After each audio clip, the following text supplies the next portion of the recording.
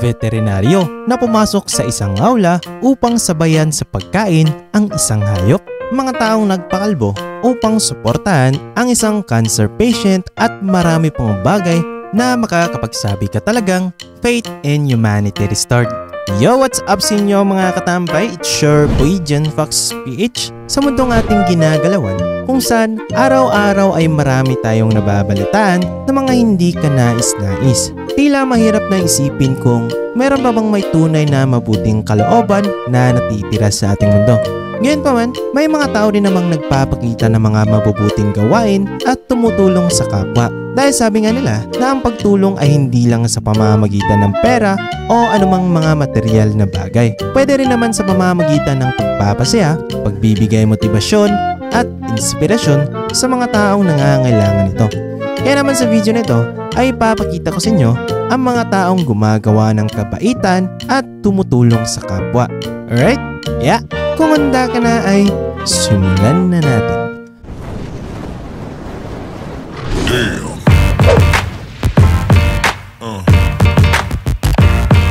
Yeah.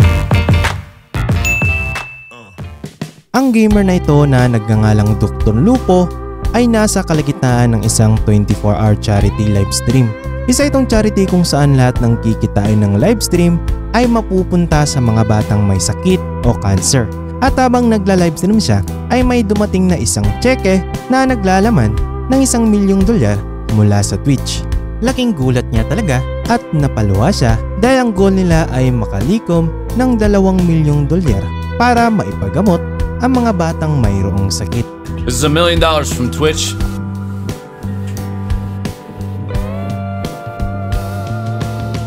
I mean, it looks like now you just have to set a bigger goal next year. Stop. Tignan nyo naman kung gaano kabilis ang pagtakbo ng lalaking ito para kunin ang isang souvenir ball. Nang makuha na niya ito, ay napansin niya na may batang babae na nakasunod sa kanya. Kaya ibinigay niya na lang ito sa batang babae. Ang batang babae na ito na nagngangalang Coco Johnson ay gumugol ng isang buong taon sa ospital dahil sa sakit na sarcoma cancer. At sa wakas, pagkalipas ng isang taon ay gumaling na siya. At nung pauwi na siya sa kanilang bahay ay sinorpresa siya ng kanyang mga kapitbahay sa pamamagitan ng pagparada sa labas para sa maligayang pag-uwi niya sa kanilang bahay. Labis na ikinagalit ng propesor na ito nang wala sa kanyang mag-aaral ang nag-on ng kanilang mga kamera sa huling araw ng kanilang klase. Pero ikinagulat niya nang sabay-sabay na nagpakita ang mga ito sa kanya at may hawak ito ng mga placards. Hindi naman napigilang maluha ng propesor sa ginawa ng mga estudyante niya para sa kanya. Saludo po tayo sa lahat ng mga masisipag na mga guro.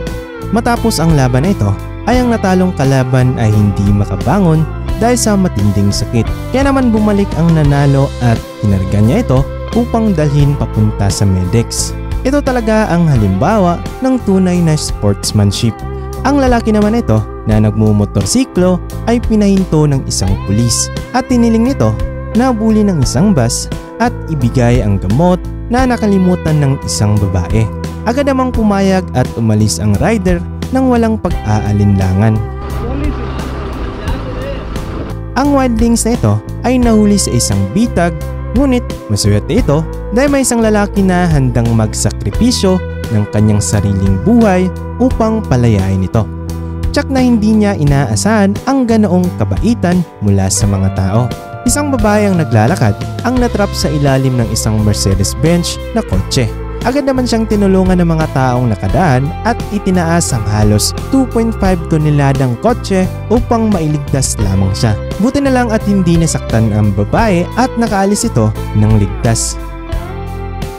Sa bansang Zimbabwe naman, imbis na itapon ng magsasaka nito ang 3 trailer ng prutas na hindi na pwedeng i-export, ay dinala niya na lang ito sa lugar kung saan naninirahan ang mga hayop. Agad namang lumapit ang mga gutom na elepante at mga unggoy sa regalong dala ng magsasaka.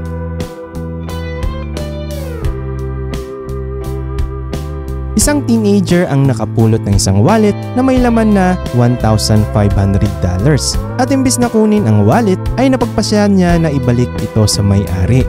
Ipinakita niya ang pera sa CCTV at iniwan ang wallet sa balkonahe nang hindi kumukuha ng kahit isang dolyar.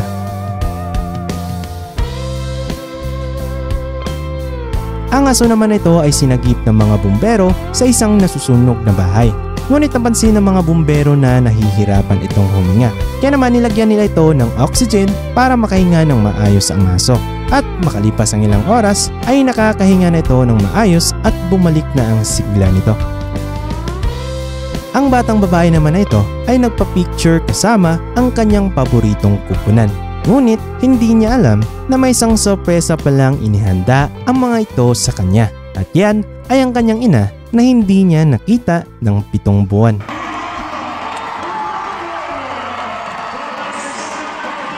Ito na sana ang katapusan ng rider nito nang biglang humarurot ang SUV nito at muntikan na niyang mabangga ang rider na ito. Agad namang huminto at lumabas ng sasakyan ang driver ng SUV. At handa na sana ang rider sa kung anuman ang hindi magandang mangyayari. Pero paglapit ng driver sa nagmumotorsiklo ay ito ang kanyang sinabi. Sorry. Very sorry. Thank you. Thank you for stopping. Thank you for stopping, sir. Yes. You have a good Memorial Day. Sure you're okay. I'm positive. Thank you. Ang malaking sawfish na ito ay napunta sa baybayin at walang sinumang naglalakas ng loob na tulungan ito. Maliban na lang sa 2 matapang na lalaki na ito na hindi takot sa matalim na ngipin ng isda. At ang malaking truck naman na ito na tinutulak ang isang maliit na kotse upang makaalis sa tubig baha. Ang lalaki naman na ito ay nagpunta sa kanyang paboritong barbershop upang magpakalbo dahil sa sakit na cancer.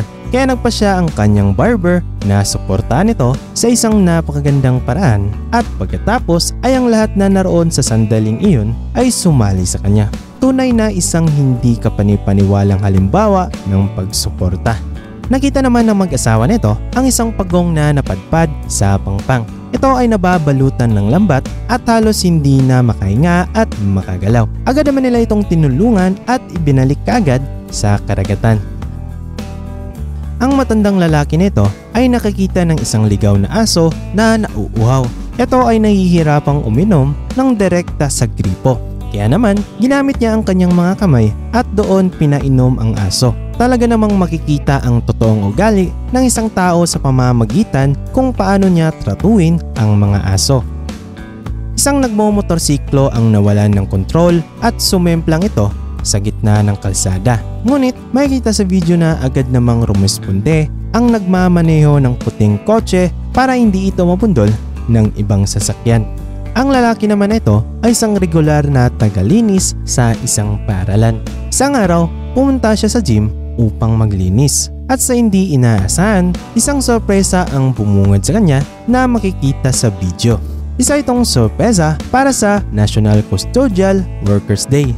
Isang lalaki ang naglagay ng mga bulaklak sa gitna ng kalsada para maraming tao ang mapangiti. Ang lalaki na ito ay walang ideya kung paano niya tutulungan ang natrap na usa na ito. Ngunit gayon pa man ay hindi niya ito iniwan at tinulungan niya ito kahit pa ikapahamak pa niya ito. От молодец, красавец. Спасибо, хоть сказал бы. Ang babaeng ito ay nakulong sa loob ng kotse dahil sa baha. Makikita sa video na may 3 lalaki na naghawak-hawak ng kamay upang iligtas sa huling segundo ang babae.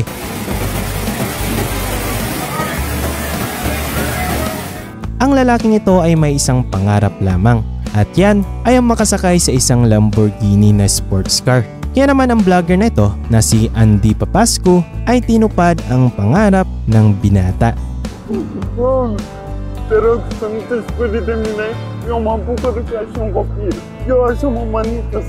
Si parte tare, redo parte mo.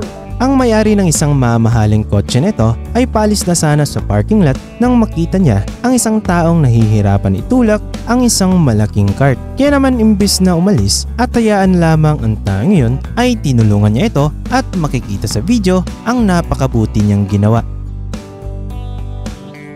Ang kotse ng taong ito ay bigla na lamang tumigil sa gitna ng isang tunnel. Mabuti na lang at dumating ang mga rider nito at agad nila itong tinulungan sa pamamagitan ng pagtulak ng kotse gamit ang kanilang paa. Makikita sa video na ito na agad na tumabi ang mga rallyista na ito matapos marinig ang ambulansya na paparating.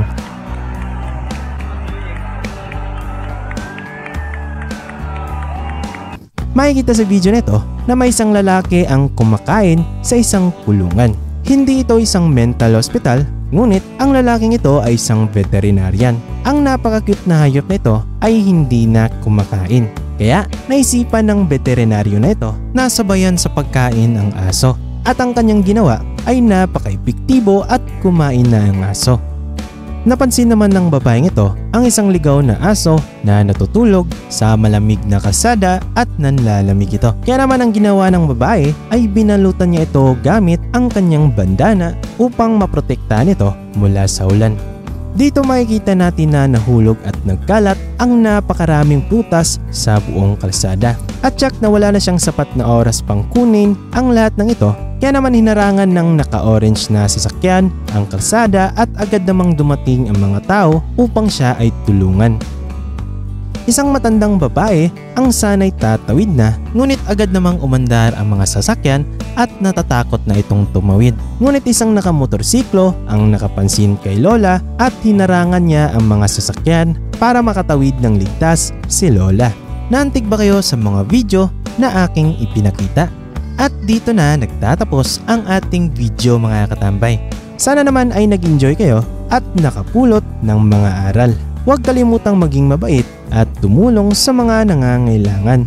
Ikaw, ano ang masasabi mo sa video nito? Comment nyo lang kung ano ang pinaka-paborito nyo at ating yang pag-uusapan. Huwag nyo na rin kalimutang pindutin ang like, subscribe at notification bell button para lagi kayong updated sa mga bago naming uploads. Alright? Peace mga katambay!